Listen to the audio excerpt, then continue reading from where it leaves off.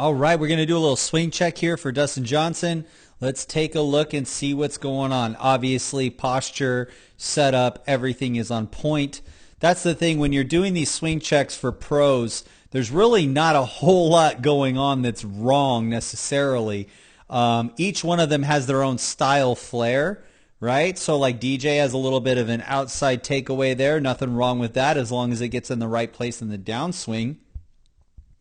Gets it up to the top, and he's got his infamous bowed flat wrist here at the top. That's just something that he's able to do. Not everyone can do that, but it closes the face for him so that when he has this enormous amount of body rotation and tilt, that face being closed at the top allows him to really throw his body at his target. Now, one thing that DJ does extremely well is he holds posture probably better than anybody on tour. So watch this stuff.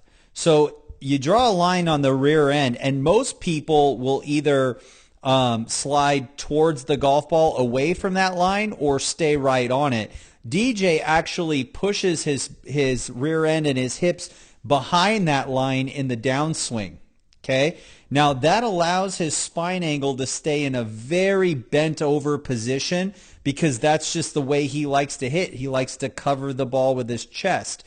Now, he plays a fade, and this just goes to show that you can still get the club on plane and play a fade from that position. A lot of people tend to think that they have to have the club, the shaft of the golf club, kind of like out in this area to play a fade. And that's really not the case. You can play a fade from an on-plane position. It's all in how you work the club face. Now, in this particular shot, he's not playing a fade. He's playing a pull draw because he naturally likes to swing left. So that's what you're going to see right now is when he drops that club on plane, he's now going to really start the initiation of opening his hips and opening his chest while tilting his right shoulder as far down to the ground as he can get it. This allows him to keep that club down, or back, I should say, until the very last second. Now, this is a really good point here. A lot of guys, if you watch them,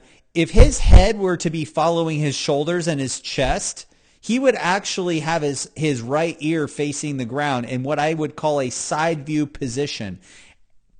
And not a lot of players rotate or tilt this much, but if you look at the way that he does it, he wouldn't even be looking at the ball if his head was following his chest. He would be looking down the line.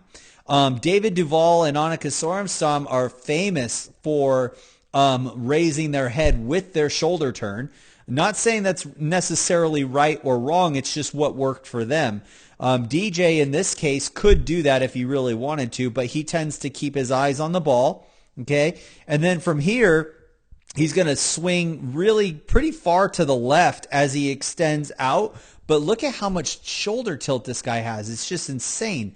While keeping his hips behind that line, he's going to be pulling that club across.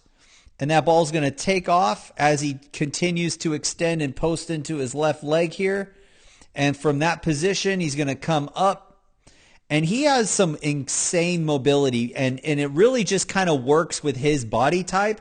DJ is what's called an ectomorph. So in anatomy, you have three different body types. You have ectomorph, endomorph, and mesomorph. DJ is an ectomorph, meaning he's built like a basketball player, tall and lanky. So because he's tall and lanky, his joints have mobility that not every type of golfer is going to have.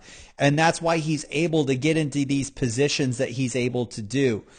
From here, he's going to go up and finish in a well-balanced finish. He's closing the gap between his thighs. That's a balance point and a rotation point for him. And he just finishes it off like a boss. So I hope that helps you guys. As always, aim small, swing smooth. Peace.